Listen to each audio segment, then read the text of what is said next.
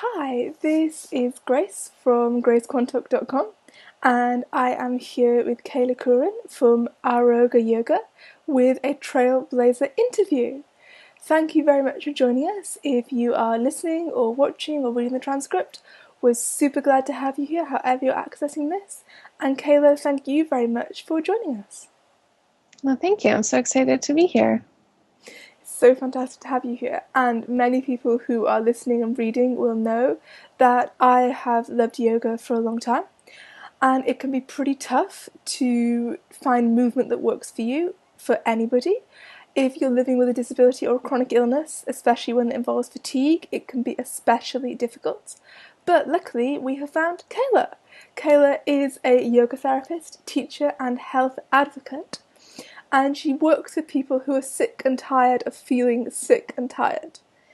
And I'm imagining everybody just put their hand up and was just like, yes, actually, yes. So, can you share with us what brought you to this point as the wellness trailblazer you are doing this work? So I was sick with chronic fatigue syndrome actually when I was just a teenager. So as you can imagine, that was really, really tough, and I didn't really know what to do. I just tried ignoring it. I tried all these different medications, as I'm sure everyone who's listening knows, none of that really worked or helped very much, and definitely nothing more than a temporary result. So I just felt very lost, and someone had recommended to me to try yoga. And I kept saying no. I kept saying it feels too woo-woo. I don't think it's going to work. And eventually I just kind of got to this breaking point where I had to try something. So I took this 8-week gentle yoga course that was aimed at people with environmental sensitivities. And then at the same time, I also took a mindfulness-based stress reduction course, which is based on the course by Jon Kabat-Zinn, who's kind of a big name in bringing mindfulness and mindfulness for health and for healing into the Western world. So I did those 2 courses, and in that 8 weeks, I just had a phenomenal change in my health. And it was amazing. And then again, as I'm sure your listeners know, I was still skeptical at first because, things go up and down and you get better and you get worse. So I was still skeptical, but I really enjoyed the yoga a lot, just because I had been an athlete before I got sick and very into sports, and then I couldn't do any of that anymore. So I loved yoga because it was something I could do that had that physical movement. So I kept up the yoga practice, and I just kept feeling better and better, and it was permanent. And then I guess having this illness, as you and I have discussed, made me really rethink what I wanted to do with my life and what kind of work that I could do. And I decided that I wanted to study to be a yoga teacher so I could help other people living with chronic illnesses find a safe way to do yoga, because so many yoga classes are quite energetic and quite intense, and that's just not going to be helpful. And I think we're all so glad that you did decide to do this. And yeah, I think this story is going to resonate with so many people. It certainly resonates with me. I remember when I was first became ill, like in some ways at the very beginning, I didn't look that ill, and so I was like, maybe I'm not ill. Like actually, maybe we can just ignore like I was a teenager, and just like, but Yeah. it's not just teenagers. We all can have that initial reaction. I was like, maybe I can just ignore this. Maybe I can just keep living my life, and I did until I collapsed and relapsed. And then it's Yeah. like, yeah, actually, that's not gonna keep going. And I remember when I first wanted to start a yoga practice. This was when I was starting my healing journey, and we go into this in depth in my coaching program, the Phoenix Fire Academy, which is thephoenixfireacademy.com, about how I really wanted what I thought yoga would look like. So I wanted like to be a yogini, and I wanted like it to kind of be cool, and I wanted to be able to do all the poses. I mean, we didn't have Instagram then, but if there had been Instagram, that was what I would have wanted to have looked like I would have wanted to have had that kind of like sassy coolness to it. And so I said, yeah, I'm going to do yoga every day for an hour, yeah, because we're just bringing the perfectionist to bear here very strongly in the gentle yoga practice. And my husband said who some of you know he's Linus, and he runs our charity Healing Boxes with me, and he said really, really compassionately, okay, and you can do that if you want, maybe, but you can't actually sit upright right now, so I'm not entirely sure. Like, how you think you're going to do a lot of warriors every day, because like you can't stand, so it might be a little more challenging than you think. And so I ended up working up to doing 5 minutes of yoga. That was the maximum per week. Mm-hmm. But I was still doing quite a strong yoga practice, and I think if I had had a gentle yoga practice like you're teaching, I would have been able to move into it more quickly and enjoy more of it, because it would have been an accessible practice, not a standard practice that I was breaking down to try and make accessible. Mm-hmm, definitely. Yeah, and I think it's so funny that you bring that up. I mean, even me having practiced yoga now for about 10 years, I still have those feelings of like, I want to be able to do a handstand on a surfboard and, all those things. And I think yeah, I mean, it's always a bit of a struggle. But having said that, what I think is really interesting is that I've worked with some other yoga teachers who used to struggle with eating disorders, and they actually started doing yoga for that very reason, because they wanted to get the yoga body they thought would help them get thinner. And then even though they came to the yoga practice for those reasons, through getting more into yoga and more into depth of the practices in yoga, they were actually able to learn to accept their body, and it largely helped them in overcoming those disorders. It's so beautiful. And the kind of magical thinking that can happen around wellness, and Mm-hmm. the like, not competition with other people, maybe competition with ourselves, that can happen Mm-hmm. around wellness, and where inspiration and motivation and fitspiration start to move into thinspiration, and start to move into kind of eating disorder and body dysmorphia and unhealthy, or rather uncompassionate, uh, self-care practices, Mm-hmm. named self-care practices, start to happen. And I had a wonderful interview with Natasha Lipwin, who is a wellness rebel, and we talked a lot there about how dangerous the darker side of the wellness movement that we're seeing. And actually, I noticed that on Instagram, I was going on it Mm-hmm. when I wasn't feeling well enough to say get up and do some yoga. And I'd be like, Mm-hmm. oh, I'll look at some yoga posts on Instagram. I'll look at some yoga hashtags on Instagram, because Mm-hmm. somehow that kind of felt closer to, which it totally wasn't. It would have been better to just go and lie on the yoga mat in corpse pose, or just put my legs against the wall, or just do Yeah. something. It would be so much better. But I kind of had this like downtime, this in between moment, and so it was so easy to just pick up the device and just scroll through. And then I Mm-hmm. ended up doing a digital detox, which I will also link to, because we also talk about that in an interview with Brooke. And I've now actually moved away from Instagram, because I thought, until I can use it consciously and not be dipping into it in these moments. And so actually since that, I've been doing a lot more yoga and Mm-hmm. painting and practicing the harp and being more with myself. So I think you bring up a really good point, that it's not just at the beginning, that throughout our practices we can Mm-hmm. have these feelings, and it's how we deal with those compassionately. Yeah, exactly. And that's so amazing that you were able to do that digital detox and do more things that were nourishing to yourself. And Mm-hmm. I don't think I actually spent that much time on Instagram, but I was Mm-hmm. amazed at how much more energy I had. I think it Mm-hmm. just sucks a lot of energy, even in like the small 10 minutes.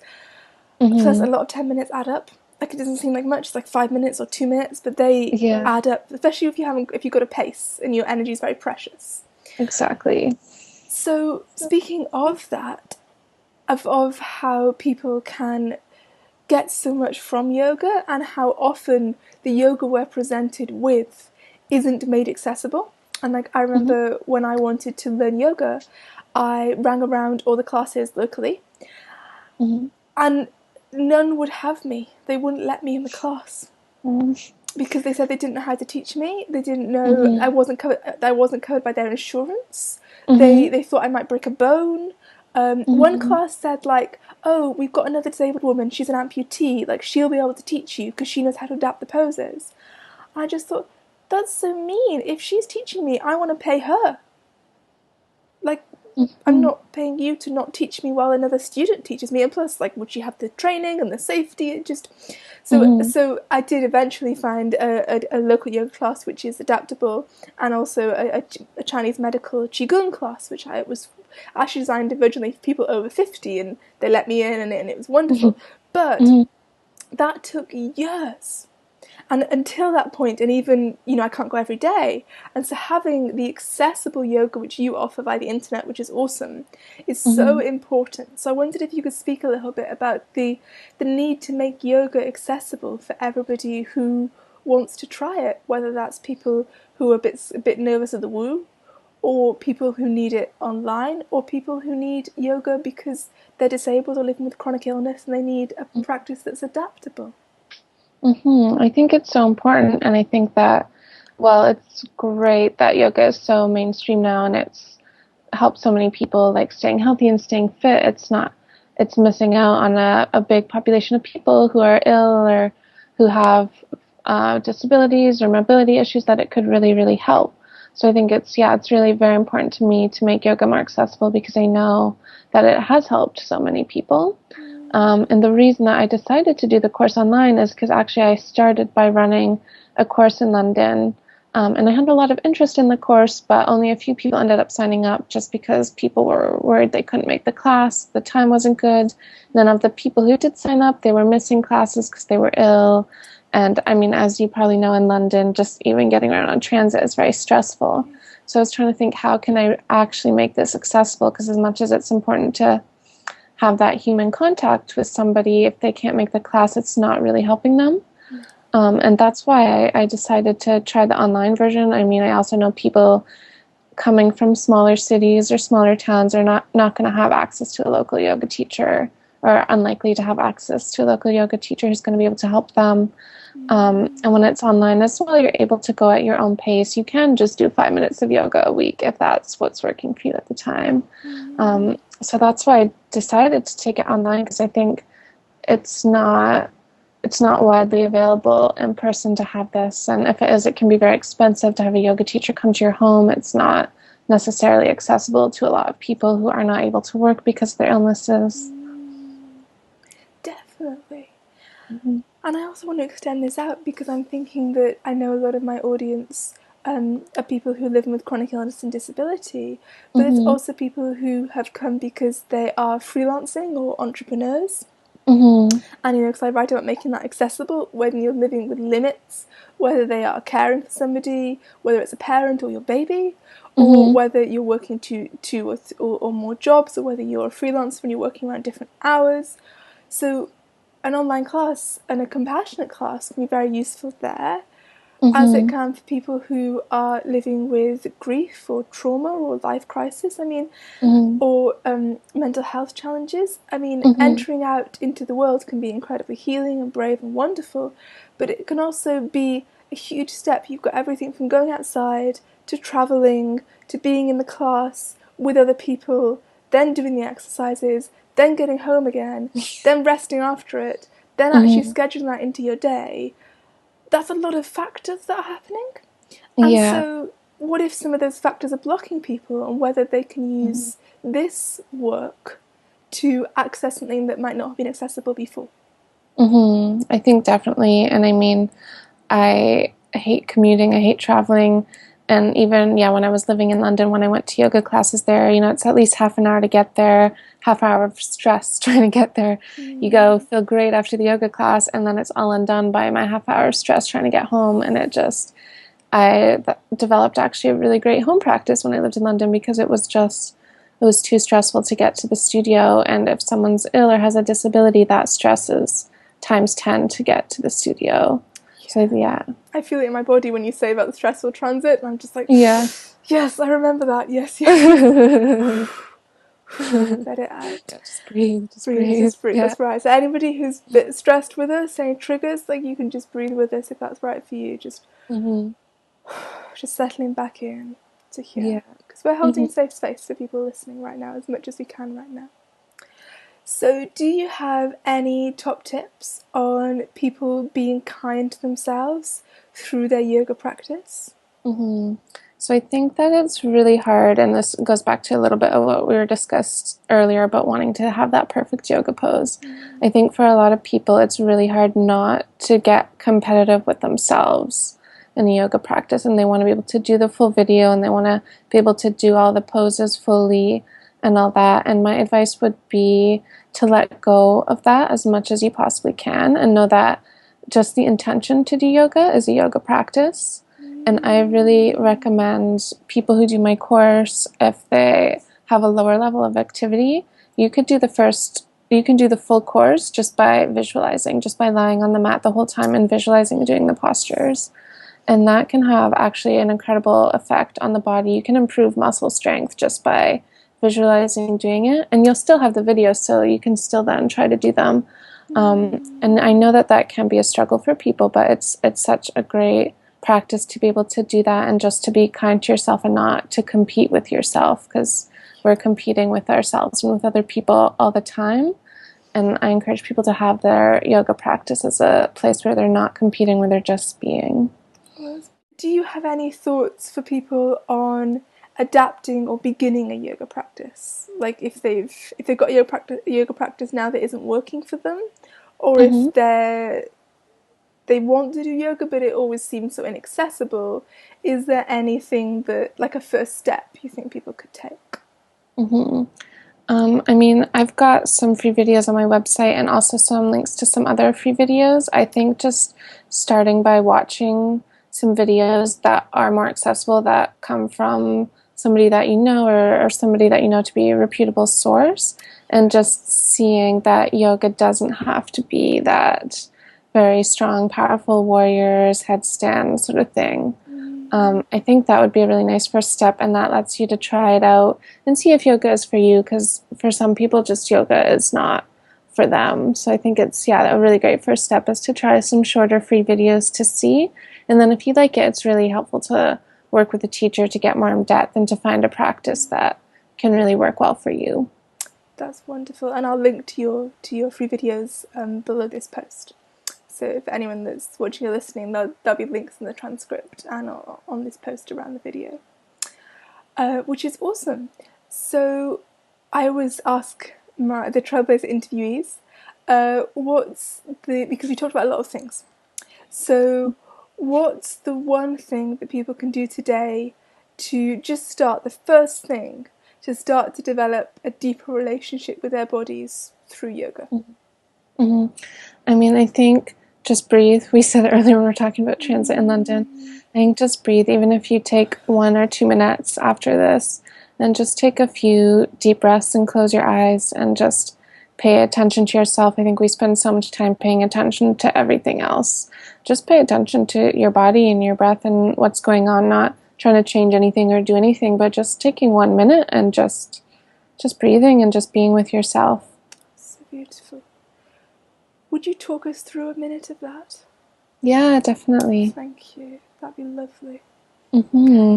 Great. So just start by sitting or lying down if you'd like in a comfortable position, closing your eyes, and beginning to notice the breath. Not trying to change the breath, but noticing what it feels like to inhale and to exhale.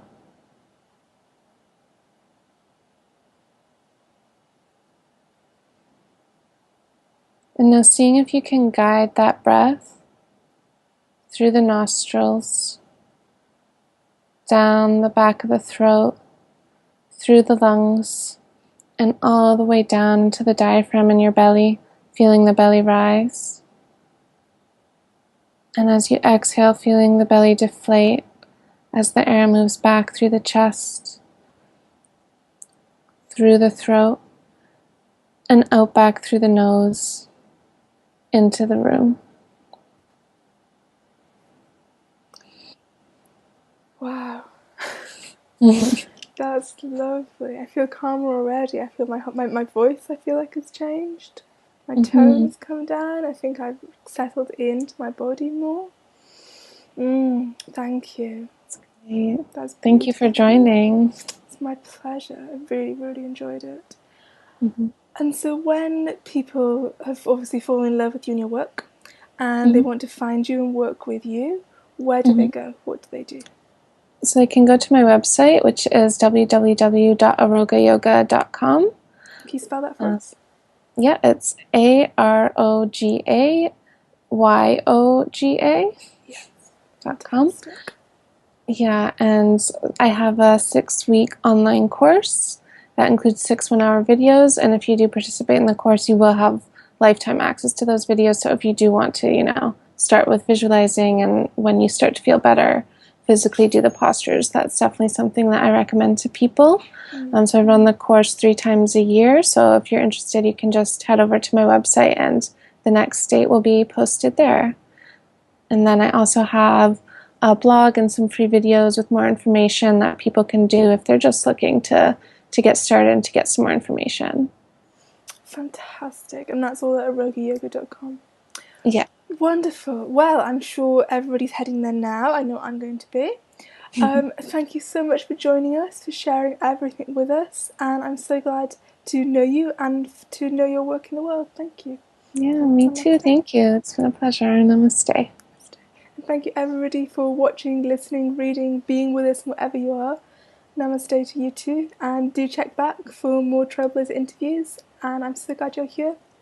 Blessings and love. Take care. Bye. Bye.